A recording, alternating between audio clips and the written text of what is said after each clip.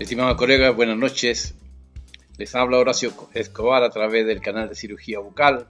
Como todos los jueves, en esta reunión, en esta charla, donde nos encontramos los amantes de la ortodoncia, los seguidores de este tipo de filosofía que desde hace tantos años practicamos en nuestros pacientes, como que tenemos como filosofía terapéutica para solucionar los problemas ortodóncicos y ortodóncico-quirúrgicos de los pacientes que nos visitan. Les doy la bienvenida, les agradezco la compañía. Tenemos grandes competidores hoy, como es el partido de Francia-Alemania, y por supuesto contra aquello no se puede competir, ¿vale? De todas maneras, les traigo una charla simpática. Vamos a hablar hoy sobre un tema de soluciones de compensación ortodóntica para un tratamiento de clase 3. El paciente obviamente no era una clase 3 quirúrgica, sino que era una clase 3 moderada, a donde cabe la posibilidad de hacer una solución terapéutica a través de una compensación ortodóntica a una cierta anomalía sagital de clase 3. De modo que vamos a revisar este tipo de opciones terapéuticas. Les invito entonces a que vayamos a visitar el caso que les he preparado y espero que esta tarde, noche, que será la última de este ciclo, pues resulte atractiva, simpática y nos deje algún fondo de conocimiento que nos ayude a complementar nuestro armario de soluciones terapéuticas para todos los que nos acompañan en esta noche. Suspenderemos temporalmente por vacaciones de verano las reuniones de estas charlas que tenemos los días jueves y nos volveremos a encontrar en la segunda quincena de septiembre. ¿De acuerdo? Por lo tanto, utilizaré yo la toalla, las palas de playa y todo lo que tenga a disposición en las playas de Ibiza para poder prepararles algunas charlas para aquella época de otoño cuando tengamos un poco de nostalgia, incluso del frío, ¿vale? Por tanto, esta tarde, esta noche, nos despedimos hasta el mes de septiembre con esta charla que les voy a presentar a continuación. Muchísimas gracias por la compañía, por los jueves que nos habéis acompañado durante todo este tiempo y espero reencontrarme con vosotros dentro de un par de meses. ¿De acuerdo? Me voy a cambiar entonces, me voy a cambiar de pantalla. Vamos a buscar la pantalla de la presentación y vamos a ver si podemos empezar entonces con la charla. Les comentaba que es un tratamiento de compromiso, que es un tratamiento de compensación ortodóncica a una cierta anomalía de clase 3, ¿vale? Y entonces vamos a ver las características del paciente, la información que teníamos en la época y qué hicimos para poder hacer la solución terapéutica del caso. El motivo de la consulta del paciente es que mordía al revés, ese era el motivo de la consulta, un paciente todavía en fase de crecimiento, tenía 11, 12, 13 años en la época, acababa de terminar el recambio de la dentición, 12 años y 4 meses. Vamos a ver la fotografía de boca y como pueden ver, el paciente tenía una franca clase 3. Observen la relación que tenemos a nivel de los molares. La pieza 16 y 26 prácticamente no se encuentran en la relación oclusal. La pieza número 46 ocluye francamente con el quinto superior y lo mismo sucede en la pieza número 36. Por lo tanto, tenemos un paciente con una anomalía sagital de clase 3 bien marcada. Tenemos una mordida cruzada anterior, incluso tenemos una retroinclinación de los incisivos inferiores que de alguna manera intentan compensar ese problema sagital del paciente. Tenemos una franca mordida abierta, una franca mordida cruzada anterior, principalmente a nivel de la pieza número 12 que ocluye con el canino y por lo tanto tenemos un problema sagital bastante severo y tenemos también un problema transversal y tenemos un problema de tipo vertical. Por tanto, tenemos en este paciente una suma de conflictos, principalmente el que prevalece, el más importante, es el problema de la clase 3. ¿De acuerdo? Vuelvo atrás porque quiero que veamos el perfil del paciente. Este es un paciente de perfil absolutamente recto, tiene un pogonio bien marcado, tiene 12 años y por lo tanto, pues bastante sospechosa la relación que tiene el paciente a esta edad. Y tenemos la evidencia clínica de la anomalía sagital del paciente. Por tanto, hicimos en nuestro protocolo de diagnóstico de la época, estoy hablando de un paciente que fue tratado el año 93, ¿vale? Con los medios que disponíamos en aquella época. Y entonces al análisis clínico nos encontramos con que el paciente tiene un buen estado general de la boca, tiene un marcado apiñamiento superior y un marcado apiñamiento inferior, tiene una mordida cruzada anterior y tiene una relación de clase de 3 dentaria muy considerable, ¿vale? Muy bien, tenemos la radiografía panorámica, donde lo único destacable de esta radiografía panorámica es esa especie de semi-retención que tenemos en la pieza número 16, 17, ¿vale? Tenemos un segundo molar superior derecho que está semi-retenido porque prácticamente tiene el mismo nivel del tercer molar, ¿vale? Y entonces, pues es lo único que llama atención desde la perspectiva de la radiografía panorámica. Luego, hicimos la cefalometría de Enrique y la cefalometría de Yaraba, que ya nos encontramos con algunos datos interesantes, ¿vale? Por ejemplo, tenemos en la cefalometría de Enrique, tenemos una profundidad facial de 92, tengo una mandíbula, un pogonio bastante protruido, debería tener 87, tengo 5 grados más a nivel de la profundidad facial, por lo tanto, esto me habla de que tengo realmente una clase 3 esquelética, tengo una convexidad menos 2,5, y tengo una protrusión del maxilar inferior, ¿vale? La profundidad facial tiene 5 grados más de lo normal. Tengo un cerrado, por supuesto, de 91 grados, por lo tanto, el pronóstico del caso es bastante complicado, ¿vale? Porque la dirección de crecimiento es hacia adelante y por lo tanto podemos tener un problema en la manifestación del crecimiento residual que pueda tener el paciente. Me voy entonces a ver mi cefalometría de Yaravac, y entonces me encuentro con que el paciente tiene una longitud la anterior de 71 y tiene una longitud del cuerpo mandibular de 83. Tengo 11 milímetros más de longitud del cuerpo mandibular, lo cual significa que tengo 2 módulos de crecimiento mayor del cuerpo mandibular. Con esta información tengo un pronóstico muy malo en relación al crecimiento del cuerpo mandibular.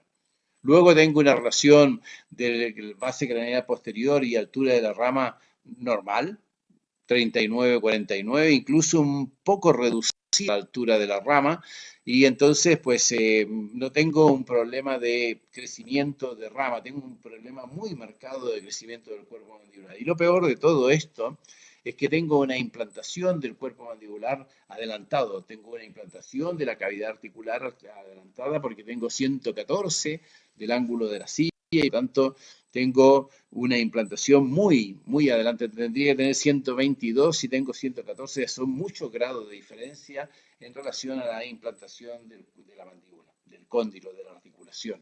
Por tanto, tendría que decir que tenemos un pronóstico muy desfavorable. Tengo un altísimo potencial del cuerpo mandibular, tengo una implantación adelantada de la mandíbula, por tanto cualquier manifestación de crecimiento va a empeorar por esa implantación adelantada. Y la única ventaja, por decir alguna cosa, la única ventaja que podría tener es que el cuerpo, la rama, no tiene un potencial de crecimiento exagerado y tiene una dirección hacia abajo, ¿vale? Por tanto, estoy frente a un paciente con una clase 3 esquelética, menos 2,5 de convexidad, tengo una mandíbula bastante prominente, con un altísimo potencial de crecimiento del cuerpo y con una implantación adelantada de la mandíbula.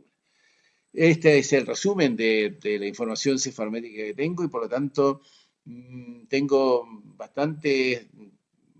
pronóstico bastante dudoso en relación a cómo se va a expresar el crecimiento de la mandíbula de este paciente. Decíamos que tenemos un paciente de 12 años, por lo tanto le queda muchísimo crecimiento. Los varones tienen crecimientos postpuberales, por lo tanto diríamos que todavía no se ha expresado el crecimiento de la cara y que vamos a tener bastantes problemas en el desarrollo de este paciente.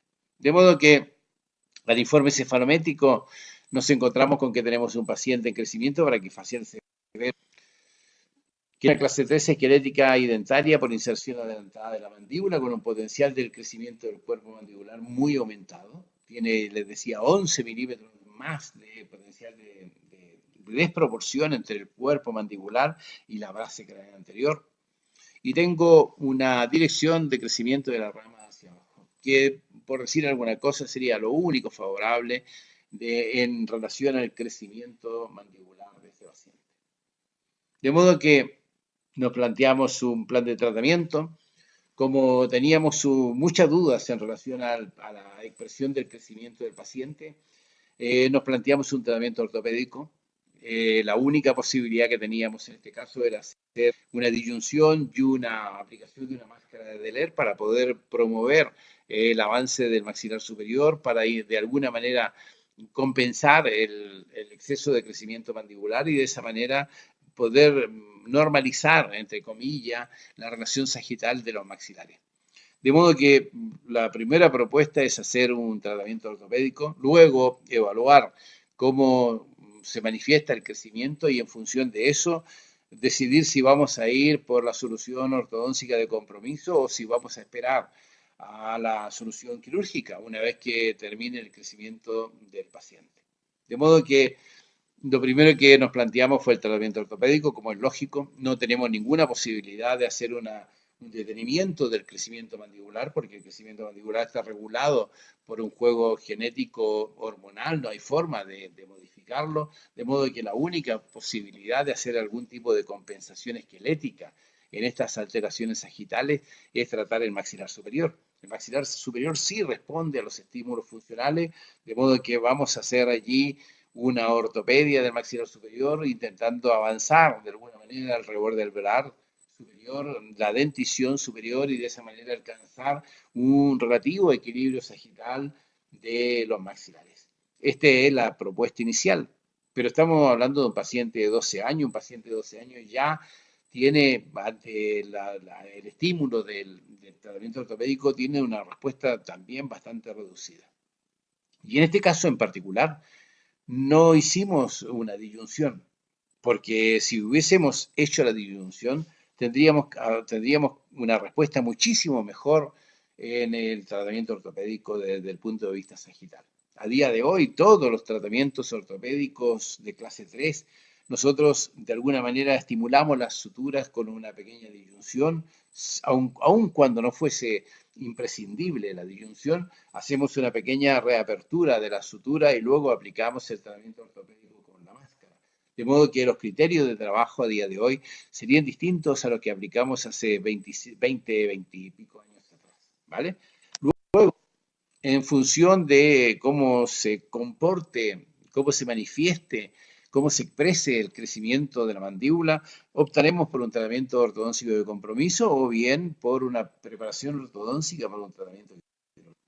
Comprenderán que a nadie, a ningún padre, a ninguna madre le interesa, le hace ilusión plantear un tratamiento quirúrgico en un paciente de 12 años. Tenemos que esperar entonces a que se manifieste el crecimiento para que los padres puedan entender, aceptar la necesidad de algún tipo de tratamiento de este tipo.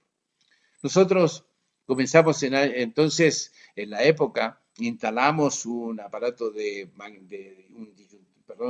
una máscara, simplemente instalamos el aparato intrabucal con unas bandas en los cestos cementados con ionómero de vidrio, dos arcos, uno lingual y uno vestibular pesado, desde donde vamos a colgar las fuerzas pesadas de los elásticos que vamos a activar desde la máscara de Deler para poder estimular de alguna manera el desarrollo sagital del maxilar superior.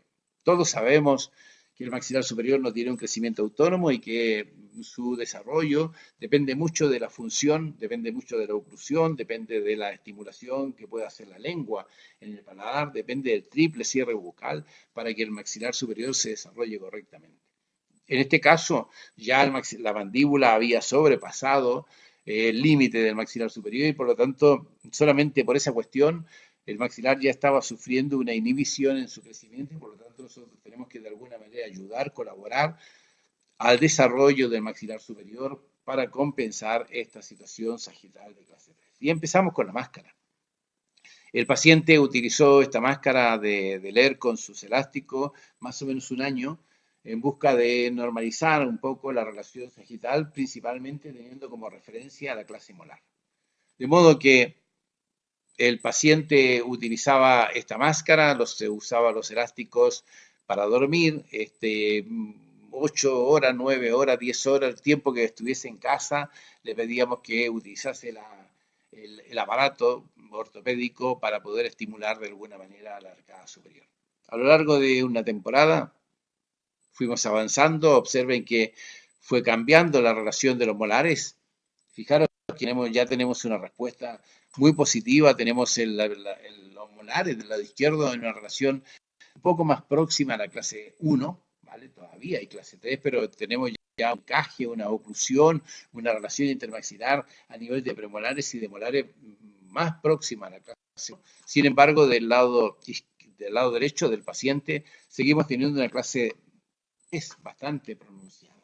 Tenemos que considerar que hay apiñamiento superior, que hay apiñamiento dentario inferior, por lo tanto, estas relaciones son relativas. La relación más importante es la relación de los molares, porque es la que nos marca el límite de la lógica arcada y por lo tanto, a partir de allí se establece la relación dentaria de clase 1, de clase 2 o de clase 3. En este caso, teníamos una relación del lado izquierdo bastante mejorada gracias al trabajo ortopédico de la máscara. En cambio, derecho seguíamos teniendo una clase 3 bastante evidente, ¿vale?